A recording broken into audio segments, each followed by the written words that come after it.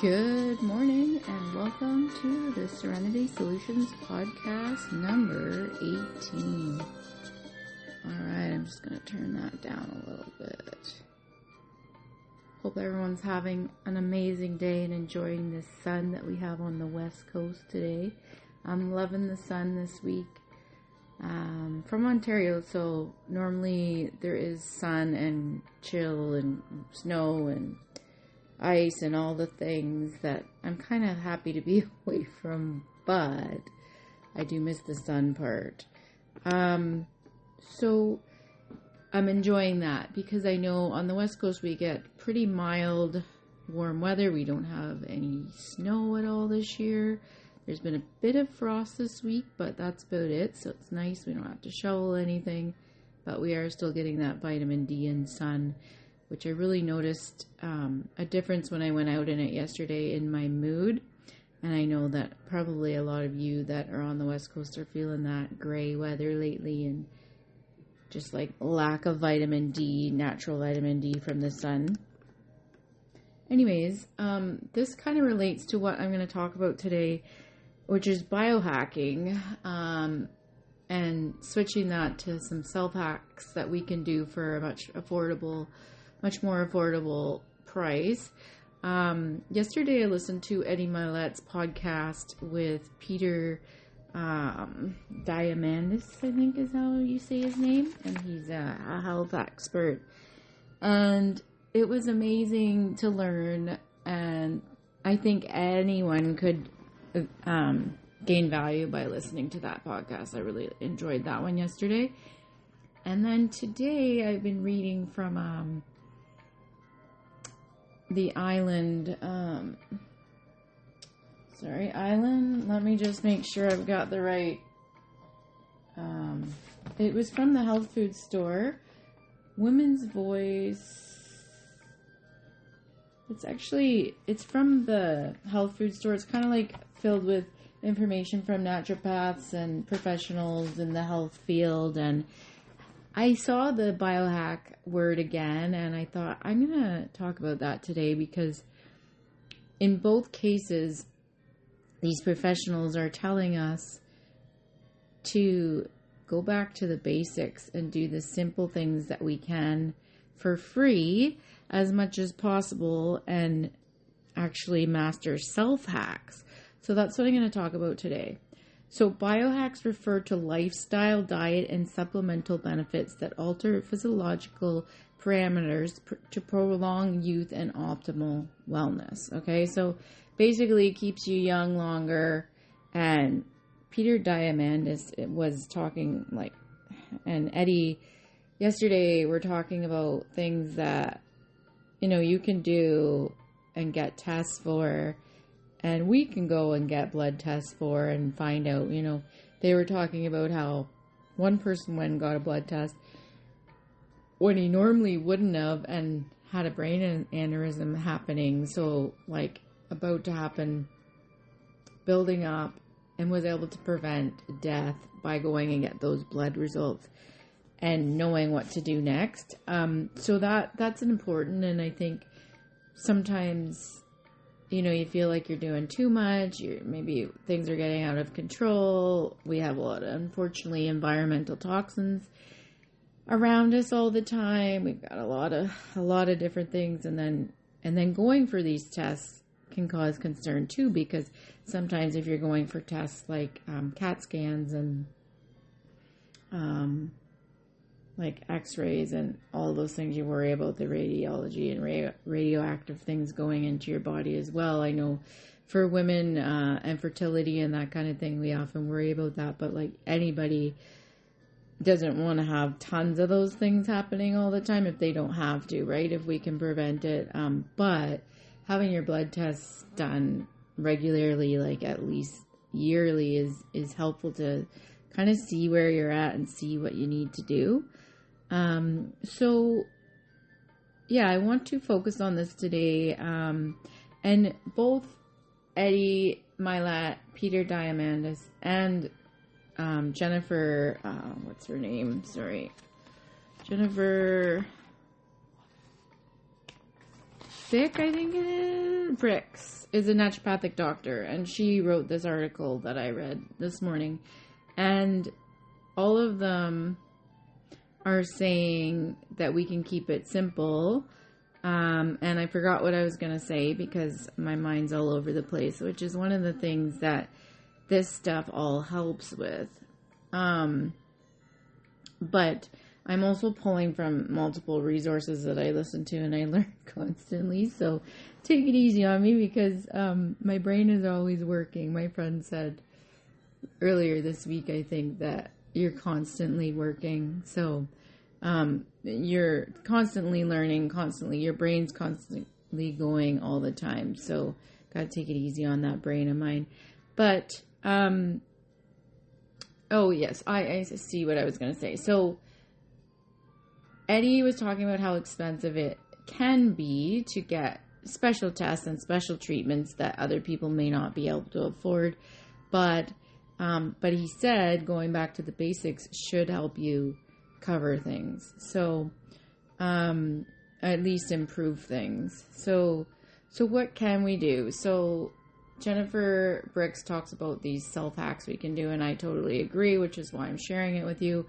So mastering our sleep is the best way to detoxify the brain. Sleep is free, right? Having a good sleep over 7 hours removes amyloid plaque, which I believe Eddie was also talking about yesterday because he had some heart concerns, and inflammatory accumulations in the brain, which have been connected to neurodegenerative diseases. So sleep can prevent this from building, right? Good sleep, not interrupted sleep, and it says over 6 hours, so that's kind of where I've been for a while, like 6 hours at most. And that's usually interrupted, unfortunately, with my lifestyle, my chronic stress, pets waking me up, things like that. And I think a lot of people in the world, when I was in the health food store the other night, he said, like, first of all, cortisol is high for a lot of people. And then sleep is... He doesn't know many people that sleep well these days. I'm really noticing some differences I've recently added with vitamin D, magnesium, and ashwagandha that my sleep is really improving recently. Still get interrupted. That's not something I can control very easily.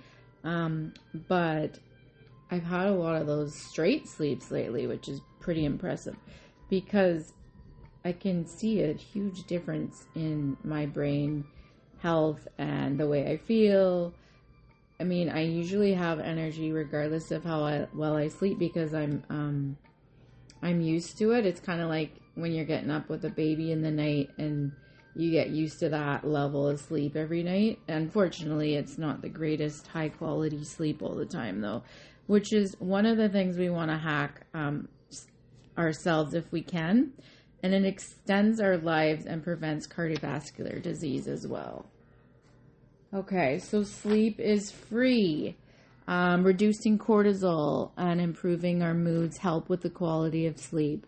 So that's why the ashwagandha is likely helping me because it reduces cortisol and it also helps with my sleep. I already take something that reduces cortisol though, so I'm not sure if there's something else. I feel like there's something else in ashwagandha that's helping me with sleep, but it might just be that I've added my magnesium back in because I was missing it for about a week and I really noticed, at least a week. And then, the vitamin D, like I increased it a little by 1,000 IUs and I think that's making a big difference. And then getting the sun yesterday helps as well. Like the health sun this week has helped. And I study this stuff all the time. Like I research, but I also study it on myself and see like add this, take it out, add this, take it out, those kind of things. And then I also do things really consistently. So I do notice when something's missing and I notice when something's off. And there's tons of factors, but I'm just saying this is something that I study and I have studied for a really long time. Other self hacks that we can do, which are free, is removing the phone from the bed, avoiding caffeine after noon, which that one's hard for a lot of people, and it can be hard for me too sometimes if I get busy at work. But I do try and have the majority of caffeine in the morning. And I do find I sleep better if I don't have it too late in the day, because I am sensitive to caffeine. Some people aren't, but I am. And you may think you're not, but it is likely affecting your sleep. Like, you might be getting up in the night, might be interrupted sleep because of that caffeine that you had. Sometimes you can notice that with food, right? Like when you eat garlic or eat something spicy, you might be up a lot in the night too. It's the same thing with caffeine.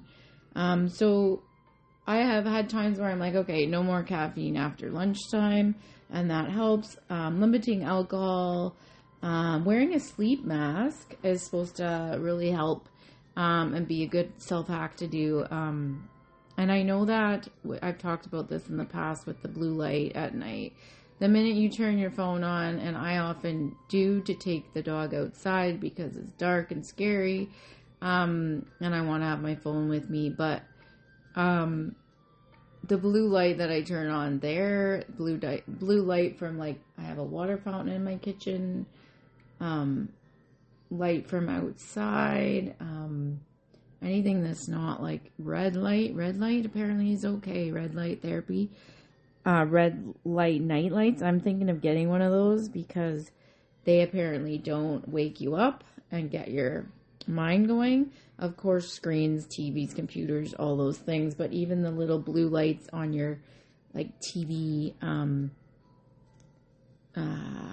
Telus or whatever, Rogers thing has a little tiny blue light that can keep you up if you have that in your room. And that one, sometimes those kind of things are hard to turn off, so I guess you have to unplug them. The same with people that unplug their Wi-Fi at night, which is good as well, but some people don't want to do that in case of an emergency and stuff like that, so I totally understand. So in that case, a sleep mask might be a good idea. I don't know if I could sleep with a sleep mask. I'm sure I could sleep, but when I wake up, I might not be too happy if I wake up in pure darkness. And I know you probably get used to it and can push it off. Probably worth a try. But having the blackout curtains, I kind of like to have some sort of control when I wake up, so I'm not sure if that'll make me feel anxious if I woke up with pure darkness, because when the power goes out, I notice it's a little too dark for my comfort levels. But in sleep world, it's definitely helpful. Just sharing some personal tidbits as well, for sure. Adding in my own stuff with these ideas, because that's what this podcast is for. And hopefully it helps you to get more realistic and be real on these podcasts. I did hear some feedback last week about my one podcast, and it was very real, and that is my intention, to keep it real. I don't love the background noise sometimes that happens on these, but I also don't have like a big studio set up yet. So the second self hack that both all these professionals recommend is moving your body. Finding something that you love to do to move your body. So it's like a consistent thing, like hiking, swimming, tennis, whatever it is. And Jennifer Brick says that ecotherapy is becoming more popular and being prescribed by doctors. And that's interesting because that is something I do every day myself in nature with my dog, but also my private counseling business is nature-based in nature. And I totally believe in that, as well as with animal-assisted therapy, because it is the number one thing that helps me personally as a counselor, taking in everybody's information, taking in everybody's hardships, that kind of thing, to help. And, you know, it's another thing I study. Like, I don't really get a choice. I'm out every single day, no matter if it's hailing, sunny, raining, snowing, icy, whatever, I'm outside with my dog for about 90 minutes every day, exercising. So I get that benefit, and it's amazing for my health. But also, you notice when you get stressed or you have a fight with somebody, or you're just not having a great day, and the minute you get outside and start moving, it's sometimes hard, right, to motivate yourself. But again, I don't have a choice. I do that as soon as I arrive home. But like, it's the thing, like, as soon as you get out there, you feel like, wow, so much better. And you can go for way longer once you get started, right? So time in nature has been proven to help kids focus, which is who I work with majority of the time, and their parents as well. Increases motor skills more quickly, and it says that adults that spend at least 2 hours in nature a week have reported increasingly better health and well-being. And I spend at least an hour and a half a day outside in nature, no matter the weather. Wind in combination with rain, I think, might be one of the worst to deal with, because the wind is harsh sometimes. But anyways, it's also grounding, right? To feel things on your face and be able to touch the ground. And grounding's getting pretty popular for good reason. I recently shared something about grounding and mentioned, like, I also touch trees and touch rocks, and I feel like when I touch those, I'm like grounding myself as well. So connecting with nature is a powerful way to improve our health. Anything from diabetes, heart conditions, mental health, including anxiety and depression, all benefit from nature therapy. And Eddie and Peter also talked about moving our bodies and working out and strength training and all of those things as well. The next one is eating good food with good people. Eddie and Peter talked about nutrition and supplements yesterday as well. I highly recommend that podcast that Eddie put out recently. And avoiding processed foods as much as possible, more plant-based foods. People that do that tend to live longer. Of course, I think a lot of us know we shouldn't be eating the sugars and processed foods as much. It's just sometimes hard. That I think what we do in the kitchen is the hardest thing out of the things that are recommended. Especially if you love working out and you get endorphins released and feel that cortisol going down and feel the serotonin from exercising and being in nature. And maybe you find something you love to do, like hiking or tennis or golf or whatever it is. And the article mentions that if you get too strict with your diet, and you're worried about when and how you eat, you can become deficient in micronutrients, and that it's not so good for us when we get too strict and are missing certain things, and it's not always a good thing. But the social eating part of this promotes social connection and reduces risk of heart disease, dementia, stroke, depression, anxiety, and early death. Eating slowly and choosing well, like choosing good choices, and being able to appreciate what we eat and giving gratitude for what we eat is helpful as well. Of course, mindset is everything. Another self-hack is protein. And the more protein we get, like a lot of us don't eat enough protein. And the key is to try to eat 1 gram of protein per body weight a day if we want to build muscle. And aiming for at least 30 grams per meal is a nice way to make eating at least 0.7 to 0.8 per pound a day, so that it's more sustainable. And maybe you're not worried about building muscle. But as we get older, it is important to keep that muscle as long as possible as well. Eddie and Peter were talking about that as well yesterday. And supplementing with a high quality protein powder to achieve your optimum health is helpful, because it is really hard to get it from the meats that you eat, the meals that you prepare, without overdoing in one certain area, I think. Like, you know, when you see people eating like 3 or 4 chicken breasts or 6 eggs, that kind of thing, it can be difficult to keep that up and get it from the right sources. They also talk about biohacking. You know, everybody's different. Everybody's going to react differently to the tests and treatments that are available. And it can be very expensive when you get into those tests and treatments. It isn't always necessarily the answer, but it can be motivating and encouraging. And also, once you master these 4 hacks, which is sleep, eating nutritiously, moving your body, and protein, you're going to be a lot better off, because these are very similar to what Peter and Ed were talking about yesterday, as well as like stress relief, which has been talked about a little bit in here. You're likely going to feel a lot better, and I've had some people tell me lately that they feel a lot better just making simple changes. And you might be able to reach your optimum health with all these, getting back to the basics like I started with.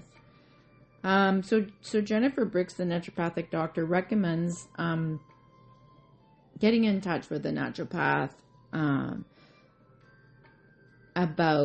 or a doctor about getting the tests and stuff afterwards.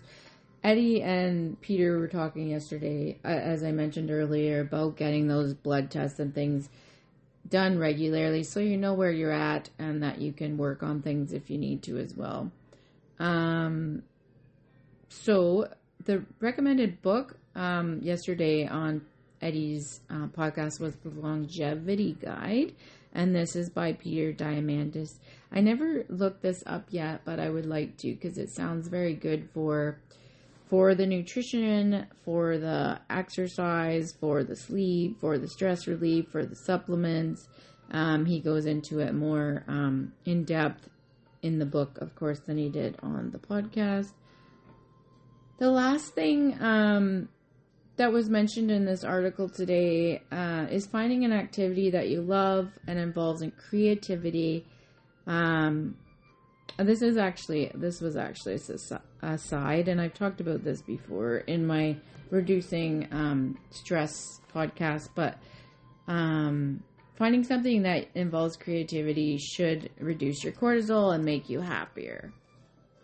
All right, so that's the end of talking about biohacking and self-hacks that we can do to improve our lives. And I've personally done these. I haven't mastered them. I don't know. I'm trying. I shouldn't say I never will, but it's an ongoing work in progress, right? To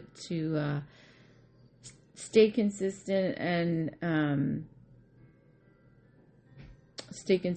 see those results and be motivated by them and enjoy it, because it is a more disciplined lifestyle to be able to master your sleep and master your nutrition, master your exercise programs, changing them up,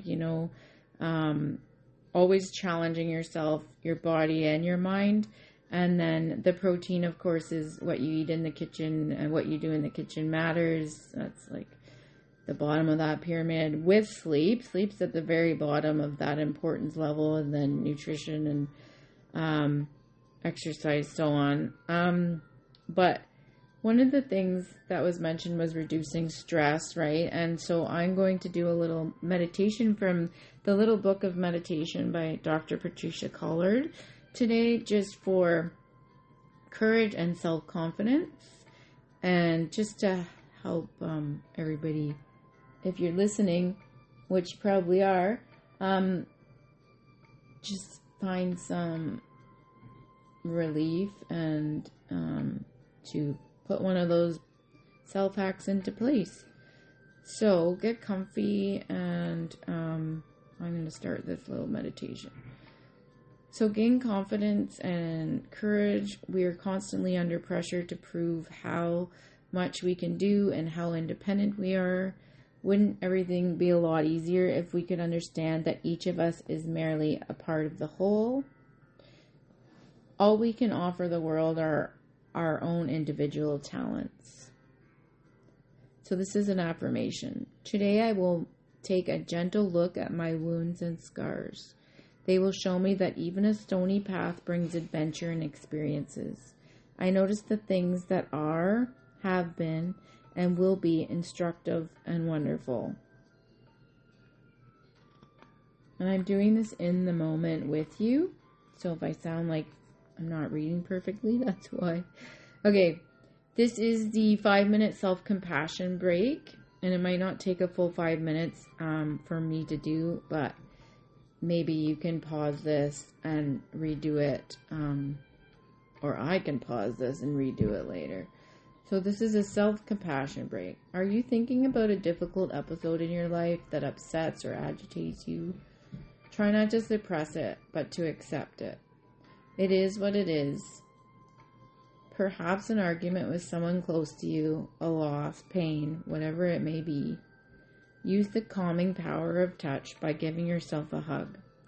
You can either place one hand on your heart and the other on your solar plexus. Or you can place both hands on your cheeks and hold your face. Focus wholly on yourself as best you can. Become aware that you are suffering or afraid in this moment. Say to yourself with your inner voice, "It hurts," or "ouch," or something similar, as your way of expressing the thought that things are not well with you right now, and that you are holding yourself to gain courage and strength. Next, remember that everyone suffers sometimes, is afraid, feels inadequate, or is in pain. Tell yourself, "I am not alone," or "I am not the only one to have problems." They are a part of human life. Finally, whisper affectionate, uplifting phrases or words to yourself. May I feel safe and secure. May I feel brave and strong. May I feel peaceful and unburdened. Or just inner peace, safety, relaxation, contentment. You are sure to feel more peaceful within just a few minutes.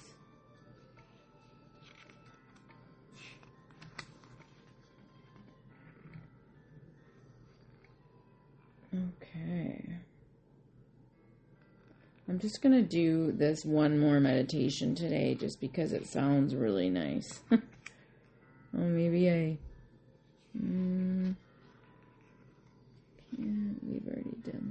We've already done this one. So I'm going to leave it at that. Maybe pause and redo.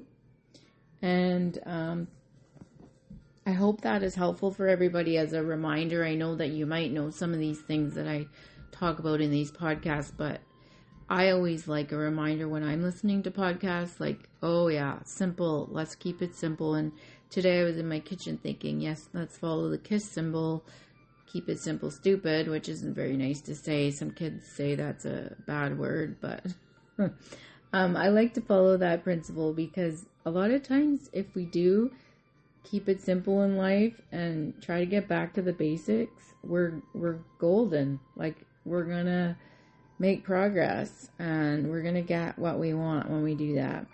Also, I did my gratitudes and manifestations this morning, and when you are grateful for things, that's gonna help you call in the things that you want. So I'm gonna leave it at that. I hope you have an amazing day in the sun, and I hope you all have a calm, cool, and serene rest of your weekend. Have a good day, everybody.